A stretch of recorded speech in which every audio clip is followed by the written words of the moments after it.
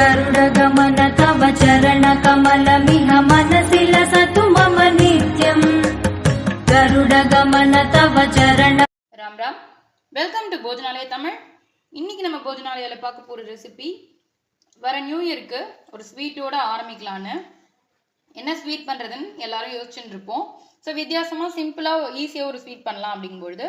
Chocolate வச்சு ஒரு பர்ஃபி பண்ணலாம் அப்படின்னு சொல்லிட்டு இன்னைக்கு நான் உங்களுக்கு பண்ணி காமிக்க போறேன் ரொம்பவே சிம்பிள் தான் மொத்தமா ஒரு 4 இன்கிரிடியன்ட் இருந்ததுன்னா போதும் சோ வந்து இந்த சாக்லேட் பர்ஃபி எப்படி பண்றதுன்னு பார்க்கலாம்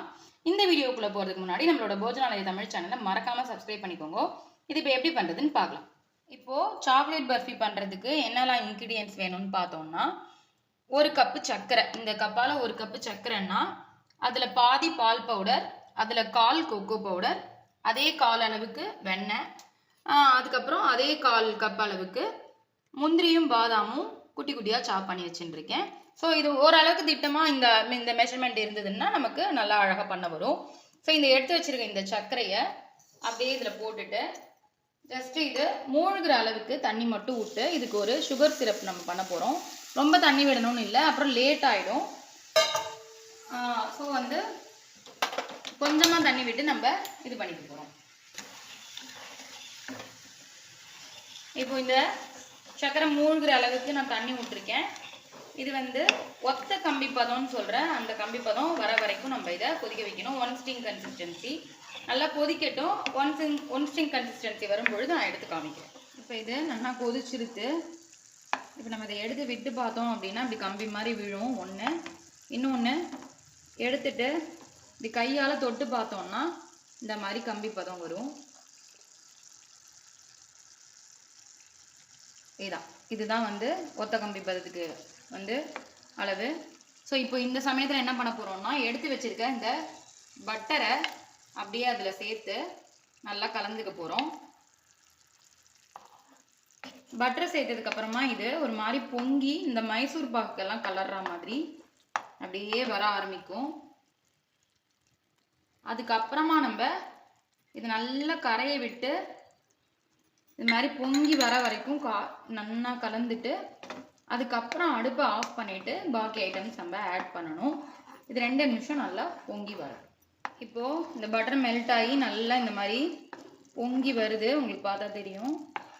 இந்த ஸ்டேஜில் நம்ம என்ன பண்ண போறோம்னா அடுப்பை ஆஃப் பண்ணிட்டு இந்த பவுடர்ஸ் எல்லாத்தையும் நம்ம ஒன்று ஒன்றா ஆட் பண்ணணும் ஜஸ்ட்டு இறக்கி வச்சுட்டு பாருங்க அந்த பட்டரும் சுகர் சிரப்பும் நல்லா மெல்ட் ஆகி இந்த மாதிரி பொங்கி வந்திருக்கு பாருங்க இந்த ஸ்டேஜில் இந்த பால் பவுடர் எடுத்து வச்சிருக்கேன் இது நம்ம ஏன் இறக்கி வச்சுட்டு பண்ணுறோம்னா கட்டி தட்டிடாமல் இருக்கிறதுக்காக இறக்கி வச்சுட்டு கொஞ்சம் கொஞ்சமாக ஆட் பண்ணுறோம்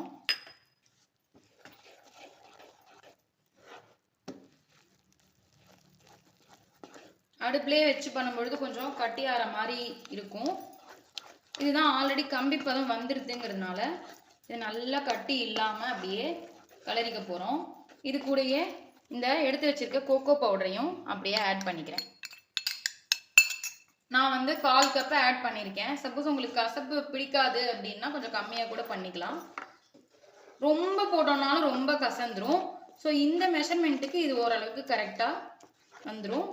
இதோட இந்த நட்ஸையும் போட்டு நம்ம நல்லா ஆட் பண்ணிக்க போகிறோம் கலந்துக்க போகிறோம் இப்போது திரும்ப அடுப்பு பற்ற வச்சுட்டு ஒரு 2 நிமிஷம் அது திக்காக ஆற வரைக்கும் நம்ம அதை கலரணும் ரொம்ப வந்து கெட்டியாக விடக்கூடாது ஜஸ்ட் ஒரு 2 மினிட்ஸ் அப்போ தான் நமக்கு ட்ரேயில் கொட்டி பீஸ் போடுறதுக்கு சௌரியமாக இருக்கும் பாதாம் முந்திரியெல்லாம் வறுக்கணுங்கிற அவசியம் கிடையாது நம்ம அப்படியே பச்சையாக தான் சாப் பண்ணிட்டு போட்டிருக்கோம் இந்த ட்ரேயில் ஸோ என்கிட்ட வந்து ட்ரே எதுவும் தனியாக ஸ்வீட்டுக்குன்னு கிடையாது ஸோ நான் இந்த ஒரு குட்டியாக ஒரு தாம்பாளம் மாதிரி எடுத்துட்டு இருக்கேன் அதுலேயே வந்து பட்டர் தடவி வச்சுருக்கேன் ஆல்ரெடி இது ஒரு 2 நிமிஷம் திக்கானதுக்கப்புறமா எடுத்து கொட்டிட்டு ஆறினதுக்கப்புறமா நான் உங்களுக்கு பீஸ் போட்டு காமிப்பேன் நம்ம கலரினதுக்கப்புறமா 2 நிமிஷம் நல்லா அப்படியே கலரிண்டே இருந்தோம்னா அது பாருங்க இந்த மாதிரி பூத்து வர ஆரம்பிக்கும் பார்த்தாலே உங்களுக்கு தெரியும் இந்த ஸ்டேஜில் அடுப்பை ஆஃப் பண்ணிவிட்டு நம்ம பட்டர் தடவி வச்சுருக்கோம் இல்லையா அதில் அப்படியே கொட்டி செட் பண்ணிக்க போகிறோம்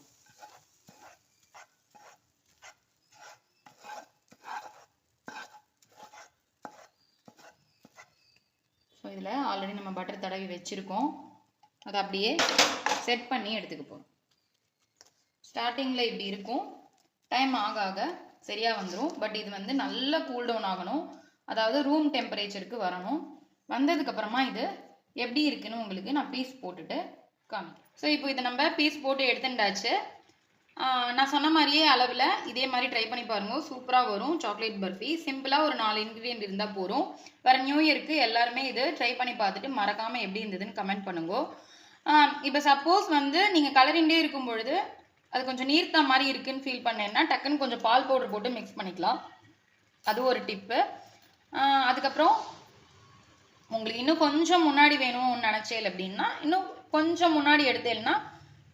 இன்னும் கொஞ்சம் சாஃப்டாக வரும், அது ஒரு டிப்பு. ஸோ இதே மாதிரியே எல்லாருமே ட்ரை பண்ணி பார்த்துட்டு மறக்காமல் எப்படின்னு கமெண்ட் பண்ணுங்க. திரும்ப ஒரு சூப்பரான ரெசிபியில் மீட் பண்ணுறேன். தேங்க்யூ. ராம் ராம்.